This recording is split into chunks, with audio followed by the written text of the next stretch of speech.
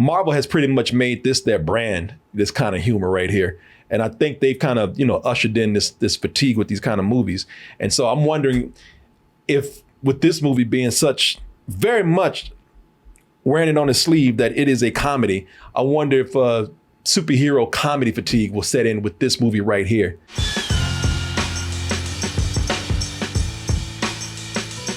A lot of people are wondering about that Blue Beetle. I'm one of those people because I don't know a goddamn thing about this character. Not at all.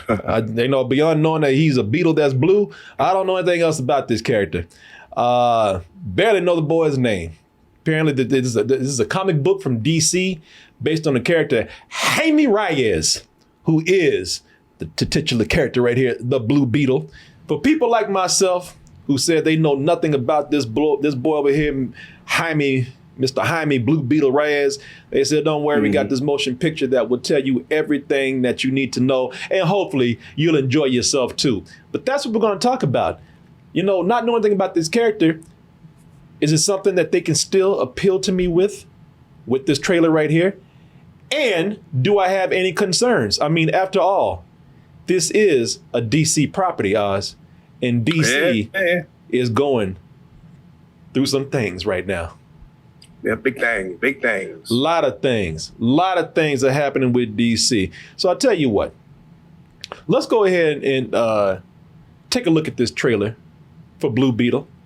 I will let you know if it is something that does appeal to myself. And also, I will let you know of my concerns with Mr. Beetle. If I have any. I didn't say I had any for sure. I said if. Okay. If I have any concerns with Mr. Beetle over here. Fair enough. And we'll be back with our opinions and our reactions. Hey, bro. You're Jaime. You know what? I thought they were saying, and I'm not lying about this. Maybe it's my nasty ass mind. I thought they were calling him Hyman. I thought they were saying, Hi man. As in part of the vagina. Yes. I thought that was a way of calling him like a big pussy or something. Hi man. That's the worst hype train ever, man. It is. They sound like a bunch of Jewish people trying to say Herman. Hi man! Hi man! Hi man! Don't get out much. The hell is that? How did you get it to do that? I think he likes me. That's what you get. I think it likes me. Don't you ever put no damn alien bug up in your face like that. You haven't seen aliens before? Face huggers and shit? Come on, man. Exactly what you get. Dumbass. Asking for it. Yeah. That is not the hero we need right here. This boy he ain't smart enough to be no hero. All right, Izzy, let's keep looking.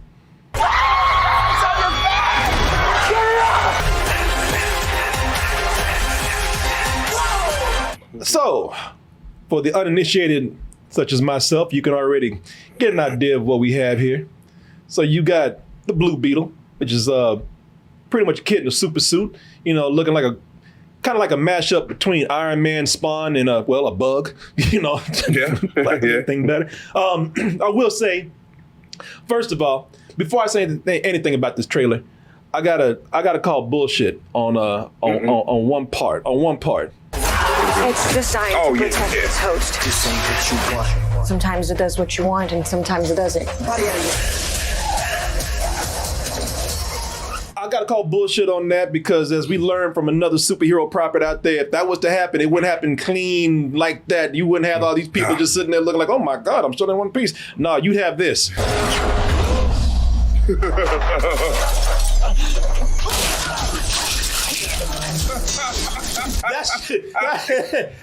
And that's a cartoon. Yeah. And that's more real than what we had right there. That's what the happened right there. But hey, family movie, I'm sure. Hey, that was a PG-13 bus. That was a PG-13 bus. Besides this rated X bus we got right here. Yeah, exactly. I like the way this man trying to run. He's like, oh. It's over. Yeah, it's done. That's Invincible, by the way, which is a very, very mature superhero show. Don't let the animation fool you. This is very much for the grown-ups out there. Blue Beetle, on the other hand, is not. This looks to be PG-13, but more of a family-friendly PG-13 that we have right here. And let me say, other than not killing anybody on that bus, I do like the trailer. What do you think, Oz? Did you enjoy the trailer? I enjoyed the trailer very much, very, very much. And, I'll tell you why in a second. Yeah, okay. So we're both in agreement here that we both like the trailer. Yes, I tell you, today, I see so many movies, and I've seen a lot of bullshit movies out there, man. I'm just, today, I'll be happy to just go into a theater and just simply have fun. Just have a good time. As long as you're just not terrible, as long as I can go in there and have some lighthearted fun, I am completely down with that. And that's what this trailer looks like. Now, it's another underdog finds a super suit, a superpower story, but there's only so many origin stories that you can have out there in superhero land. So I'm not being picky. I'm not asking for anything revolutionary. In fact, I find the underdog turned into a superhero story quite endearing. So I'm cool with that. But also, I enjoy the cast because I'm looking at who they have up here, man. I know a lot of people, as with any comedian, some people like George Lopez, some people don't. I like George Lopez. Well, they got him looking like a cross between Elvis and Attila the Hun here. I don't know, but we'll find out when we see it, man. He got that Elvis hair and that damn Genghis Khan beard he got. But I like him. I think this is going to be cool with him in there. Slightly different role, it seems like for him. Man's got crazy hair and painted fingernails. So at least we're seeing him do something a little bit different. Getting some high name people in here, man. Look, there was a day when people said, look, I'm an actor. I'm a name actor. I'm veteran Hollywood. I don't have to do none of this drivel you call comic book movies, but shit, they pay good. So everybody trying to get that funny money, man. Susan Sarandon. Oh, of course. Is this her first comic book movie of this type? I want to say yeah. If she wasn't something before, I don't remember it at all. I don't either. But we're in an age now where it's funny, and I'm not. This would be a different discussion for a different day. But we're entering an age now where they are making so many superhero movies. It is kind of oversaturated that almost as an actor, if you want to work, you're going to be in one of these. That's true. Robert Redford, yeah. So, these people out there, even old Hollywood veterans out there, they're getting in on it, man. Superheroes pay damn well, man. They've proven themselves these last decade and change that they bring in the monies. So you do not throw your nose up at it anymore. You used to, but not anymore. You remember the day when you had a choice? Yeah. You had no choice no more. You want to work? No. Look, you can either put on this cape, or you can be a villain, or you can be the funny friend, or something. But you're gonna be in one of these comic book movies. It's only a matter of time. We're gonna pimp that ass out. So you want to work or no? Exactly. I'm very happy for this actor. I know his first name. I know his first name is Jojo, or it's XOXO. Yeah. I'm just gonna call him Miguel from Cobra Kai. Cobra Kai. Yeah. He's I really like this actor, man. Yeah. And I'm glad to see him actually. I like him on Cobra Kai very much, and I'm glad to see him on the rise. So I'm glad to see that for him. And again, it's really cool to see like them being very authentic with the Latino culture in this. So for the Latino fans out there, I hope that this is something that is successful for you. I really do. I really do. Well, for everybody, I want to enjoy it too. But it's y'all. Of course. I'm just saying, this is the everywhere, everything, all at once. This is the Black Panther. Maybe, who knows? I hope so. And his name is Jolo. That's how you say it. So Jolo. Okay.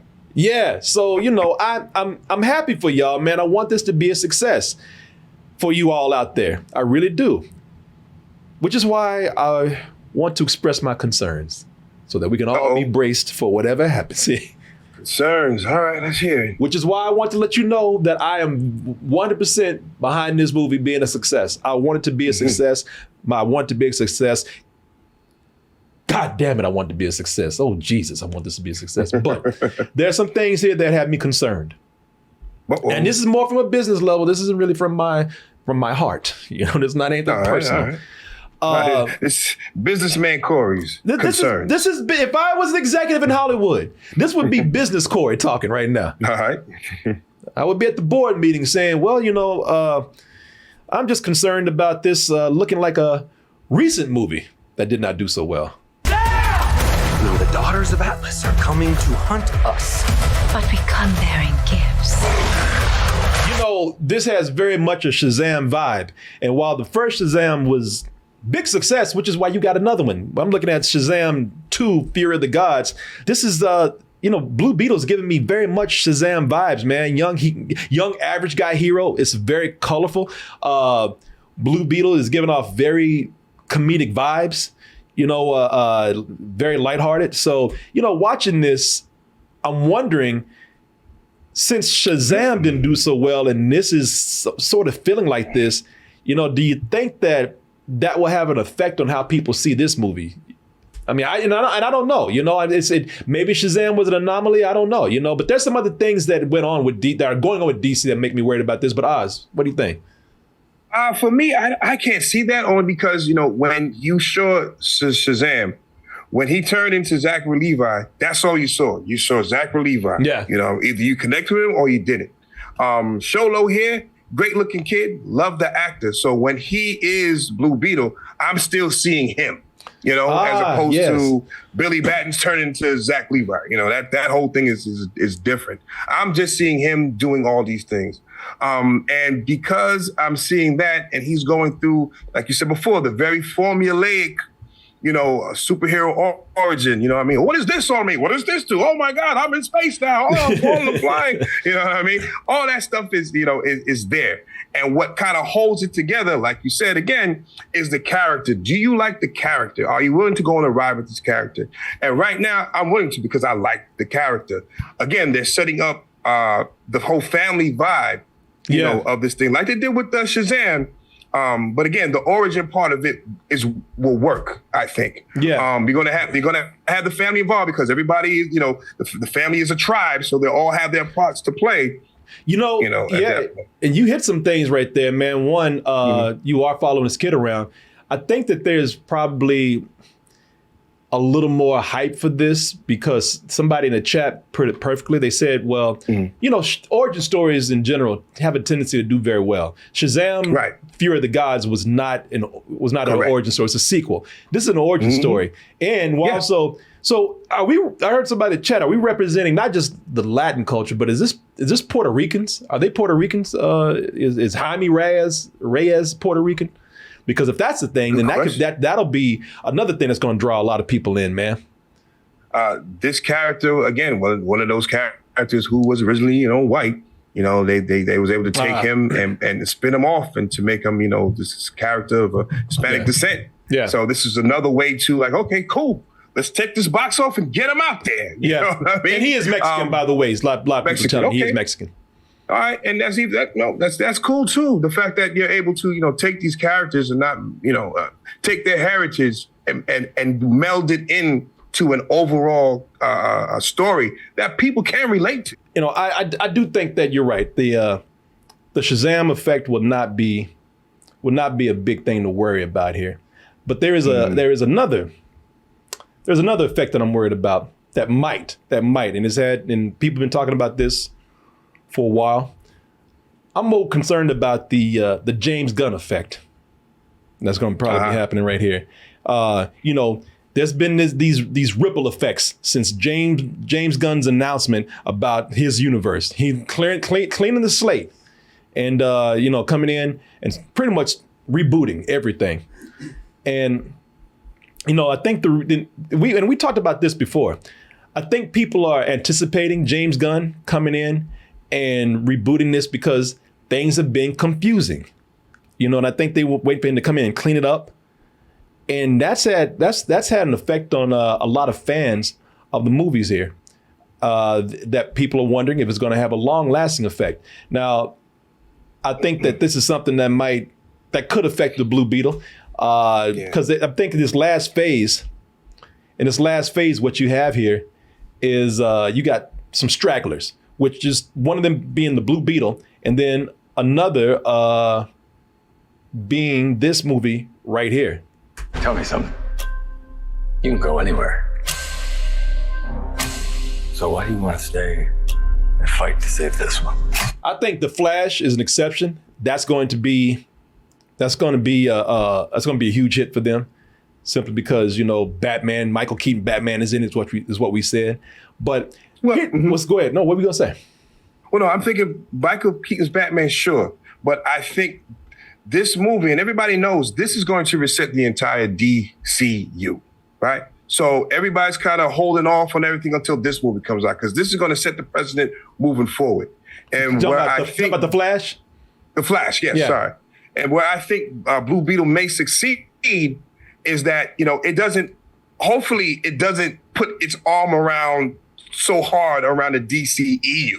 You know what I mean? Hopefully they don't try to mention Batman too much or Superman too much. Hopefully they don't mention too many of these extra characters or show anybody. Because the less you are entangled with that other stuff, the better for you the better that movie will be. Yeah. Hopefully can move forward. Because remember, Shazam, you know, they had his hands and arms all up freaking Superman's ass and everything. So that was very entrenched in what, you know, DCEU was trying to go forward with. Yeah. And now that James Gunn is like, yo, we're gonna shut everything down, you know, Shazam, you know, it was too close to that part. I just wish James Gunn would come out and put his arm around this movie.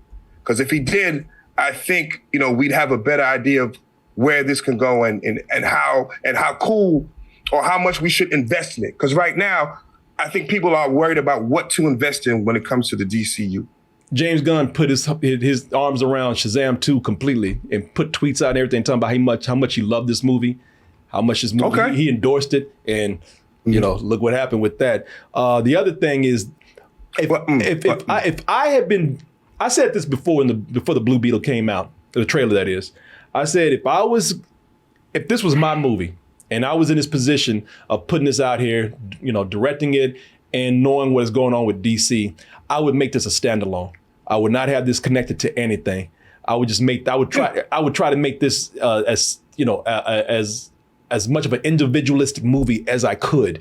And see, that's what worries me about this, because they couldn't help themselves, man. At the end, they still could not help themselves. They still try to connect everything. Bro, it's like Batman stuff. Batman's a fascist. No, don't mention Batman. Don't say, now you're connecting something. You're connecting yourself to something that people are still trying to figure out what is going on. A lot of people, even though there's a lot of things that probably went on with Shazam, you know, one of the things that people were saying about Shazam is that,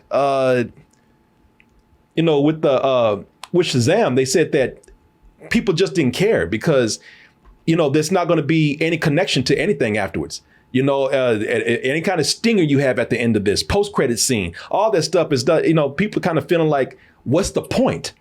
And I'm thinking that if you start mentioning Batman and Superman and trying to connect to the Snyderverse, DC-verse, whatever it is, you are connecting yourself to something that people are actually trying to distance themselves from. That's why everybody's so crazy about James Gunn right now, because we're trying to clean this mess up. So detach yourself from it. Don't mention no Batman, anything like that, because now people are wondering, like, are we talking about generic ass Batman? Are we talking about, you know, Ben Affleck or Michael Keaton or what?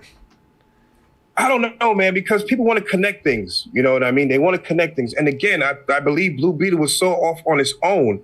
You know, it can mention Batman because we know that James Gunn is doing a new Batman, and we know that Blue Beetle is a new thing. So we can kind of piggyback off of that and say, okay, Batman. We know it's not James Gunn Batman because it's over. Shazam 2, what nuts is that James Gunn did put his arm around it, but at the same time, it was conflicting because you're showing us characters that show up from the DCEU that we know aren't going to be there anymore. So that's very confusing. And there's things that come, I'm not going to spoil anything, but there are stingers and after credit things that show things will still kind of connect to certain things. So that was very confusing, I believe, for Shazam 2. But I go back to what I was saying, that Blue Beetle, I believe it is doing its own thing. And to mention these characters makes sense because at some point they do want to connect all of these things. So you can't, dismiss any of that. I'm just telling you what I would do. I would never mention any of those things if this was at this late in the game. until we actually had something to connect it to, or like I said, make it stand completely on its own. But then again, like I said, I'm behind the movie. I'm not Same. I'm not saying that I want this to fail. I'm just saying that I think that they still trying to mention the old DC universe in any kind of way is confusing to people. But that's just me. I hope it works out. Listen, we're both in the same room. We're kind of looking in different directions, though. Yeah, you're saying that you don't mind it doing something. I'm saying I don't think that was a smart move. But then again, it might not have any bearing on the film at all. Exactly. The only thing that I again, these are just concerns. I'm not saying that I want this movie to do bad at all, but I do think that people are not only having superhero fatigue, but they're having superhero fatigue in a certain area. They're having comedic superhero fatigue. What are you so afraid of? I mean, when people thought that this trailer was going to be like the slightly more serious Ant-Man movie, and then people just end up saying, it's just another Marvel comedy. And Marvel. See, the thing with Marvel is that Marvel. That's not a big rant against Marvel. Marvel has pretty much made this their brand. This kind of humor right here. And I think they've kind of, ushered in this fatigue with these kind of movies. And so I'm wondering if with this movie being such very much wearing it on his sleeve that it is a comedy, I wonder if superhero comedy fatigue will set in with this movie right here. I think it depends on how you do the comedy, right? Because when it came to the later Marvel movies, they were injecting humor just to inject humor. And when they injected this humor, it undercut a lot of the serious tones that, people were trying to convey. Thor, Love and Thunder, for example. You got Gore the Butcher, Christian Bale, acting his ass off, being as scary as hell. And he's talking to Thor, and Thor, he said, "I'm going to kill you, Thor." And Thor's like, "You need to see a dentist." What are you talking about? Why did you just undercut that great Somebody scene? in the chat said they made comedy out of cancer. Right, yeah, but that too. And even in Ant-Man and the Wasp now, Ant-Man and Quantumania, I believe that Paul Rudd has better delivery so that when the yucks come, it wasn't as stopping, as Thor, Love and Thunder. So I guess it's all about the delivery of your joke and who's writing the joke for you. Paul Rudd. Yeah, Paul Rudd is amazing, man. Yeah, he's amazing. When I say that the comedy wasn't that great, Paul Rudd was not part of that criticism there. He's good. He was good. He was good. But Blue Beetle, it seems like, fish out of water type stuff. A lot of physical humor, a lot of, hey, what the hell is that? Oh, what's this? Hey, look, I'm in the middle of the street. Let me put a finger.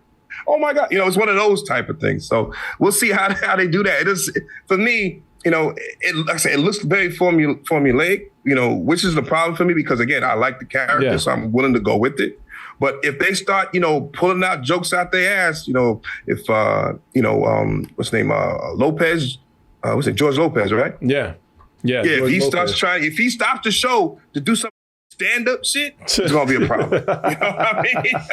I was going to say that, and I could put this in later if I want to put it on YouTube.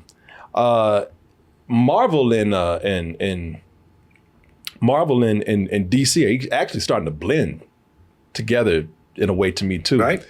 Because I agree. My computer's not working right now. I wish I could show you something, but if you look at Blue Beetle right here, there's a lot of it that looks like Marvel TV to me. Okay. Yeah. For example, I'll show you. Not to the point of where it's exaggerated with like Miss Marvel was very stylized. Miss Marvel was something where it had very graphic style to it, animation covering live action. A lot of drawings and and again, animation that was being used to tell the story with sort of an imaginative twist.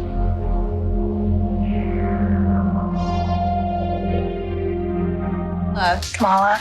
Another Avenger shirt. Cute. So it's very highly stylized in a way that Blue Beetle isn't. But, I look at Blue Beetle in some parts and I think, this let me see. This makes me think of something like Miss Marvel. I look at this shot right here and I'm like, it has a very Miss Marvel feel to it. So again, I'm wondering if there's even like this stylistically things looking like Marvel sometimes. If that's something that could affect this, I want this to do well. That's all I'm thinking about. Because with this being a character that no one, it's because it's not a high profile character. A lot of people don't know Blue Beetle. Blue Beetle is not as mainstream as a lot of other DC characters. So, there's a lot that could go into it where people just don't know the character as well to where it could overcome those things that I'm talking about. But I hope it does, man. I hope it does. I hope so too. And again, man, I think it was supposed to be an HBO Max movie. Wasn't it supposed to be that at it first? Was, a lot of people saying it started as an HBO Max film. Okay. They decided to put it out in the theaters. I will tell you this. I think where this can get by is on the actors. The actors are going to have to be the ones to really sell this. I don't think I'll be honest with you. As much as I think this is fun, I don't think selling this as just a superhero movie, the superhero character alone is not going to sell it, man. I don't think. I'm not as interested in that as I am with the people playing the family. Yeah. With the like you said, the person playing Blue Beetle. That's what I'm really interested in.